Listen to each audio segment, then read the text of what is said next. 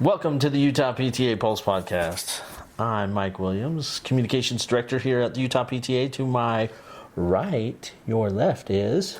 I'm Cammy Whitchurch, the Community Engagement Commissioner. And to my left, your right is... I'm Angelee Aedo, the Family Life Commissioner. And today we're going to talk about your elevator pitch, why PTA.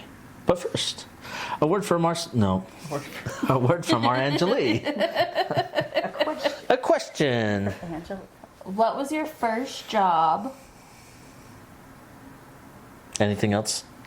And did I like it? Sure. First job for money. I mean, usually babysitting that's what doesn't a count. job is. I think first job that you got a Maybe W-9 past form. babysitting. Okay, I was going to say, because I did watch my cousin one summer, and that was rough. Not that she was a bad kid, it was just I spent my whole summer watching the kid. Yeah. I can see how that would be a little rough. But that, we won't count that as my first job. So what was your first job? My first job was as a receptionist in the Office of Technology for the Department of Human Services. Wow. And I did that over the summer. And it was basically just filing, sorting the mail, helping with whatever they kind of needed in the office. Were you a teenager? Yeah, I actually didn't get my first job. I basically did babysitting to earn money until I was 17. And then I got this job. And yeah, it was good. And I actually stayed with them. I was able to work a little bit throughout the year. And then worked for them again over the summer. And then through college, actually. I'm trying to think when I quit there basically just before I graduated from college. Well, no, that's not true. Because I moved to a different department. So I did change departments. I moved from the Office of Technology up to Youth Corrections. Also as a receptionist. So. That's nice. Or office. What did they call us? Because I wasn't the secretary. I was the office. The administrative assistant. The office manager. I wasn't even the office manager. I was just one of the office aides. Nice. Love it. That's awesome, though. Yeah. Yeah, That's really cool. That's really awesome. Good job. Great people. It's all about the people. Mm-hmm. For the state. In any job, for sure. Mm-hmm. Yep. I guess in anything you're doing, it's all about the people. True. My first job was at a drive-in, but not a movie theater, but you drive into the little stall, Did you come out in roller skates? I didn't work outside, so I worked inside. I was usually on shake duty. Cool. Okay. So making shakes. And it was the perfect first job. The shifts weren't very long, and everybody was kind and nice, and I feel like I got paid $5.25 an hour. It was so Yep. low, and I remember thinking this is awesome. Yes, it is awesome. But now obviously minimum wage is much higher now, but I feel if my kid worked at a job that paid her only $5.25 an hour, I'd be no. True. Yep, it's true. Even though she's 15, she'd probably only get paid $5.25 an hour. I do remember when I got my first raise, and I think it was I was making $6, and I got 25 cents or something like that. Mm-hmm. Right? Yeah. That's crazy to think about. You have good times. Okay, your first job. Grocery store. Started as a bagger and a cart guy. And then I moved into the dairy. And I love the dairy. And to this day, if I didn't have to work Sundays, I would take that job again. Really? Oh, it was the best job. Sitting in the 36 degree seat freezer, working your butt off and never getting hot. Oh, I was just thinking, so wonderful. So the cart duty. I always feel bad for people doing carts in the winter. Luckily, I moved from carts before winter you had came. to do winter. Yeah, it was summer, but summer was brutal. I feel like I should do something So nice hot. for the cart people in the winter. I just put my cart. Just put your cart away. Little, treats in my car to hand out to them. Like a little hot chocolate or something. I don't know. I always just feel so bad. Just putting your cart away is just That's true. thank you. I hate it when it's oh man, dang it. Yeah. The worst is when the cart is right next to the cart return, and I'm so close. 3 more inches. You almost got it. Turn. Yeah. I'm just going to tell you something. My first like real job that I I interviewed for this one, but like an interview that was scary was my current job. It was a long time ago, but our CEO at the time, it was an hour-long interview. Wow. And he was asking me to spell words. He asked me, how would your supervisor feel? Like, what would your supervisor say about you? And I said, well, I think she would say this, this, this, this. Let's find out. He called her. While you were there? And put her on speakerphone. Hi, Letitia, this is Craig from da-da-da-da. And Oh my goodness. and what would you say about Mike? Da-da-da. And she's like, well, this. And I was like, oh my gosh, this is crazy. Is this how interviews go? I've never It had was an interview like that. crazy. Well, I stuck it out. I've been there 20 years. Awesome. Gee whiz. Thorough. You know, Oh. although I kind of get that, because if you're going to put the time into training Yep, someone that's true. and going through all of that, like, you don't want them to leave or be a problem. Like, you want someone who's going to stick around and stay for a while. And that's what I heard after I'd gotten the job. They had several people who had started and quit, and they were like, we just need, if we're going to hire someone, let's Yeah, make sure the right yeah, person and yeah, they for stay. sure. Yeah. Well, I guess, I mean, like, that's a long time, but I guess it's a little bit more intense now where they have like three to They have five it, job yep, interviews to get yep. a job, which is That's crazy true. in my mind. But Yep. it's like, okay, I interviewed with the recruiter. Now I'm going to interview with like the HR person, Yeah. and now I'm going to interview with the CEO, you know, or whatever, however the process works. It's kind of a lot. Yeah. This could lead into our elevator speeches. I know. An interview in the PTA is a lot more short and not as gruesome. Would you like to join the PTA? Because I am in the PTA to make every child's potential a reality by engaging and empowering families and communities to advocate for all children.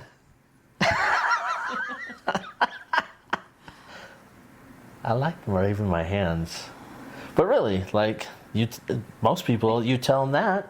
Do you want to do that? Yeah. I mean, I think that's like such a perfect, I mean, you really could just give the You could just give the mission almost statement. as your elevator speech. And But I really, think- it would be like, people would be like, wait, you do what? And I remember I said that to teachers when I became PTA president, and they were like, that's what the PTA does? Yeah, I think What? there's a lot of people that don't realize everything that the PTA does.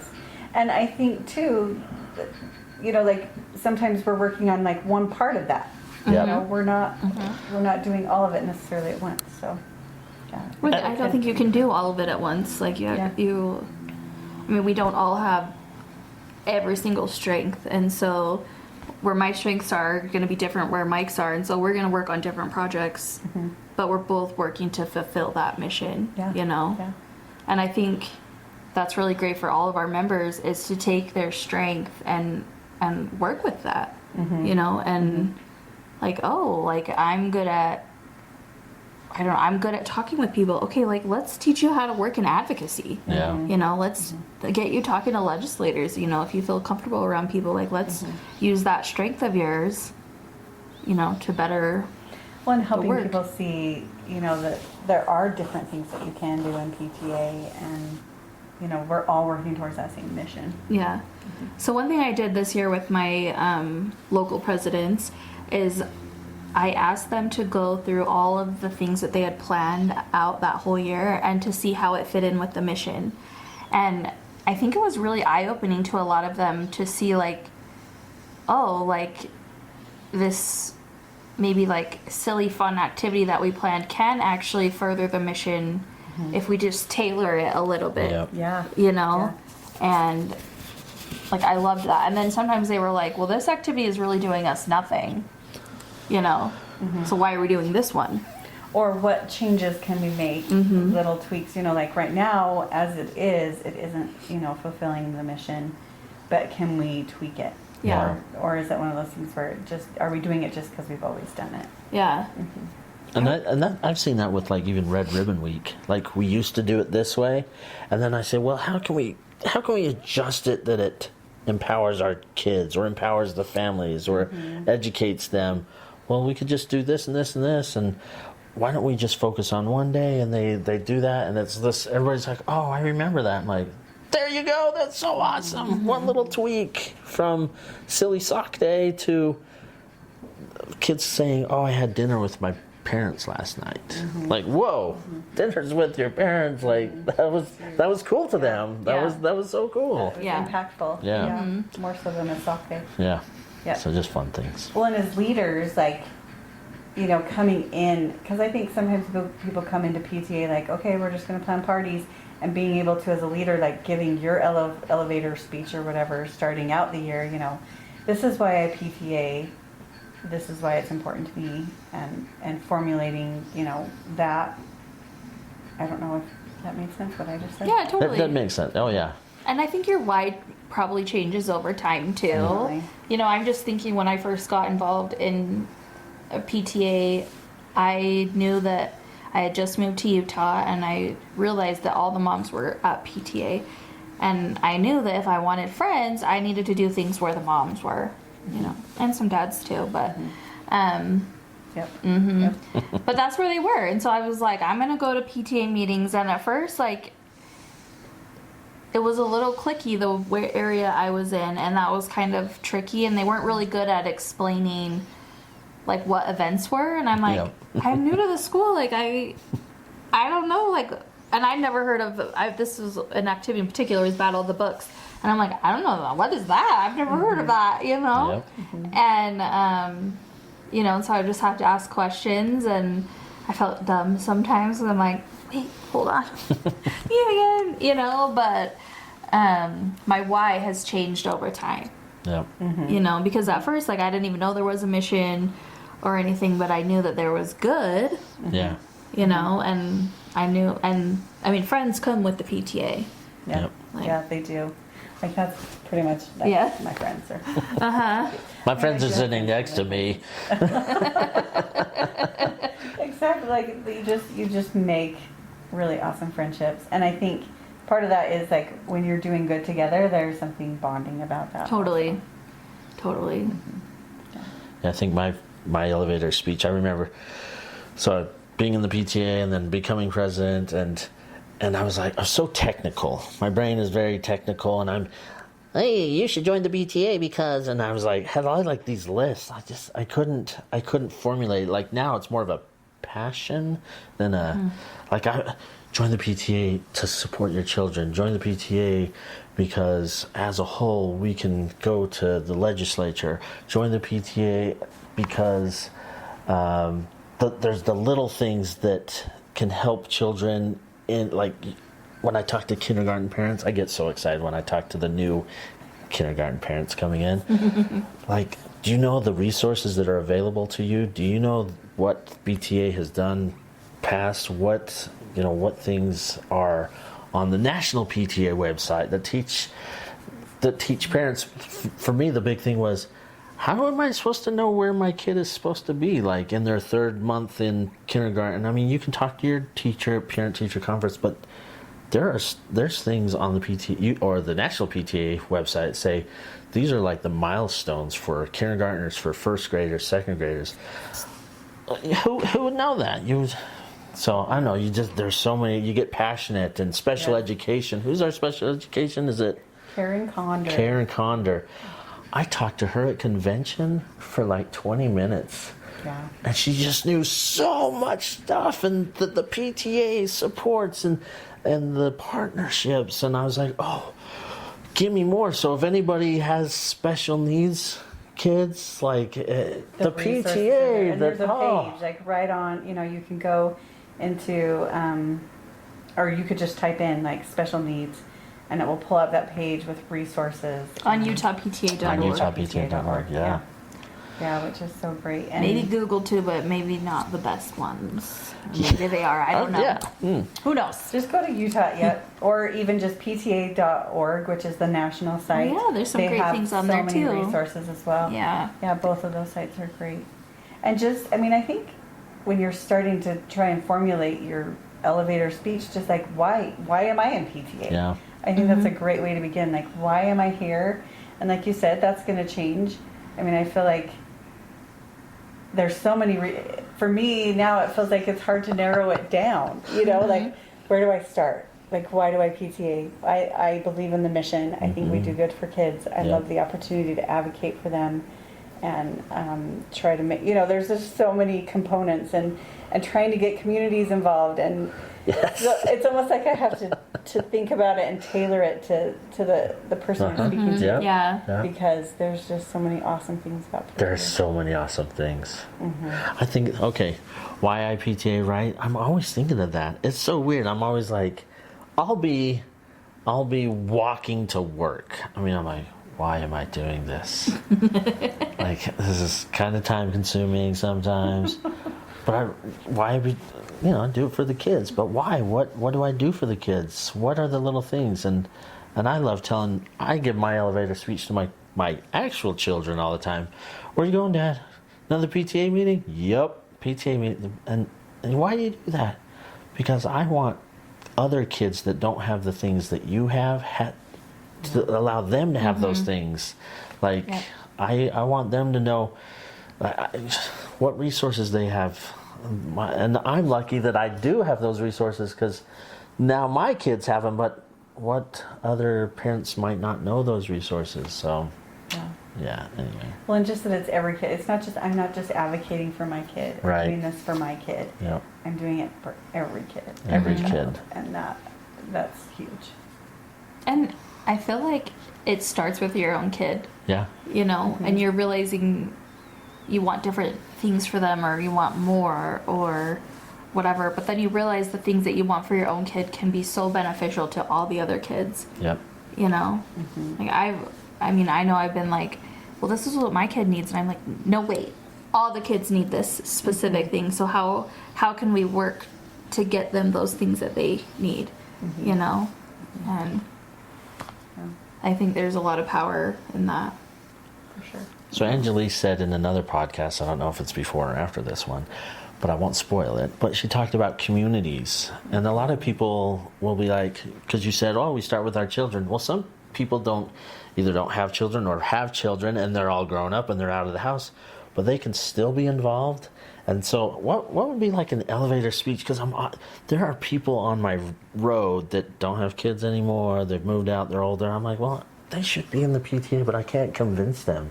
Anybody have any I elevator speech for them? Especially when we'll do like community events and you have someone come by and they're like, oh, all my kids are out of school now. And I'm like, So do you have grandchildren? or even just like, do you have kids in your neighborhood? Like, PTA still supports them. Do you have other areas where maybe like or even, like your future doctor could be. True. Totally. Yeah, that's a good idea. Totally. Our children are our future, and we need to invest in them and all of them. Like the stronger Yep. the more we invest in all of them, I think the better it makes society as a whole. And I think there's so many people that can bring stuff to the table. And I'm like, if this person could come to a PTA meeting, and they could because they're retired, and what could they offer? Because I've served with several older people that are retired, and they're awesome, and they have so much time, and they're like, I prepared the agenda. I'm like, wow, how did you do that? That's awesome. I don't have time to prepare the agenda. Thank you for preparing the agenda, which was awesome because that person had time to prepare the agenda, and it was simple for them. And I'm like, so glad you have that time. So I think you were going to say something. Well, I forgot what I was gonna say, but I think sometimes it's just extending the invitation and then finding, like, if they have a certain skill set, or even if it just starts with like, would you join the PTA to then like transition that to like read stories in the classroom. My mother-in-law, she almost always joins our kids' PTA, and she follows our little, Instagram page, and she just loves knowing what's going on with her grandkids' school. But she's also come in and volunteer a lot of times too, which is really fun. And they're always like, "Is your grandma coming? Is your grandma coming?" Cool. Like, That's and awesome. I'm sure my kids love that. Well, and it is a good way to know you know, I just think about, you know, like we've extended the invitation to like our mayor, and he said, if, you know, a PTA asks me to join, I'll join. And I think that's a great way to get newsletters out to them, you know, where they're seeing what's going on in the school, and just that involvement and awareness of, this is going on at our schools. Like, that's an awesome thing. Like, I'd love to get involved, or, you know, support that in some way. Yeah, and I think another way too is to always, like, when you can, invite your community to your events. You know, most of our events are like family friendly, you know, and geared towards kids. And I mean, I'm talking about an elementary school. Yeah. In elementary school, but we invite everyone. You know, like, whether you're a PTA member or not, if you're just in the neighborhood, like, come on down. Yeah. You know, and I think just like the more invites you extend, you know, the better your reception's going to be. Yeah. You know. Well, and that invitation can be a start to giving your elevator speech too. You know, like, oh, PTA is having this, you should come. And, you know, if they're, well, what is PTA, or, you know, why would I'm done with PTA. Yeah, it can kind of lead into, hey, you know, you can, you know, PTA is actually also an advocacy group, and, you know, whatever kind of fits into that situation, you can lead into that. I feel like lately, as I've talked about how PTA does advocacy work, that's been a big thing lately. So big. Yeah. You know? Yeah. And I think that's a good reminder for everyone of, like, yeah, we do lots of really fun things, which is needed 100%, but in the heart of it is we are an advocacy organization. And I mean, not that every, like, local president can spend all their time doing advocacy work, you know, you got to balance it, but I think just introducing that idea of advocacy in is, like, so beneficial, but it makes a lot of people really think of PTA in a better light. Yeah. You know? Yeah, I think so too. Yep. And then sometimes you get involved in it and you just love it and just keep on going. And you just keep going. Yep. Like I always say, it's Hotel California. You can come, but you can never leave. I know. I mean that in a good way. Definitely. Oh, man. I know, I was trying to think of, like, what I would say today. Like, what would my elevator speech be today? But I feel like you said, it's, like, so many things. And I think, like right now, like, I love, like, all the friends that I have. I love the skills I've learned. I love that we get to think about all the kids.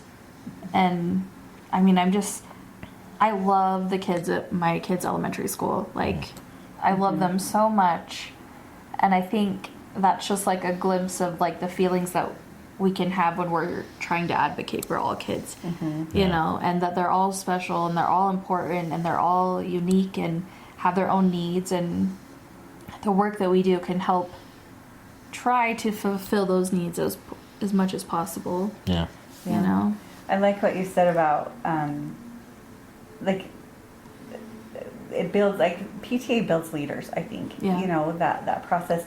But you can come into PTA and not know anything about advocating or advocacy and learn those things. And I think that's another valuable part, and it can be a valuable part of your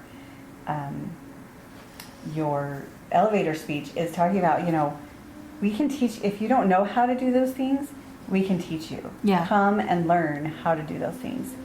And that's, you know, just as valuable, I think, as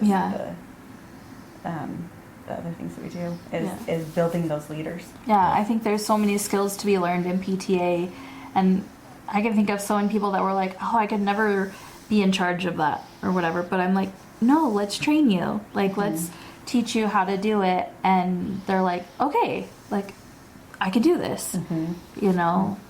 We all started, you know, we all at one point in time walked into PTA for the first time. Yeah, totally. And we're completely unaware of, you know, maybe some of us had a better idea than others, but, you know, I remember walking in and just being like, I don't even know. Or even walking into convention for the first time. I was the newly elected president. I didn't even have, like, the president-elect. It was, like, straight to president, and that, you know, scary, and just, like, that reassurance, like, we're going to teach you, like, we're going to give you the tools, we're going to help you get there. And I think that's such a valuable thing about PTA. Yeah. Oh, convention. This sounds so silly, but I love getting together and like feeling that energy Yes, of like there is an energy. that at like convention. like-minded energy. I don't know. I love it so much. I'm like, okay. Well, and I did go away, just so excited, like with so many ideas and just totally pumped up, which was really good because it's scared. Like I was scared. I'm like, I don't even know what I'm doing. Like I just agreed to be president, and I really, really don't know what I'm Right. doing. And I did. I went to those classes and they talked about, needs is like when you get back to your school, do a needs assessment, and they really did kind of help outline what I needed to do moving forward. And I think that's available at pretty much every level.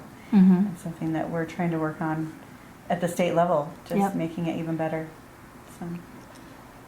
Well, I think, we've talked about how our elevator speech changes as we kind of grow in PTA.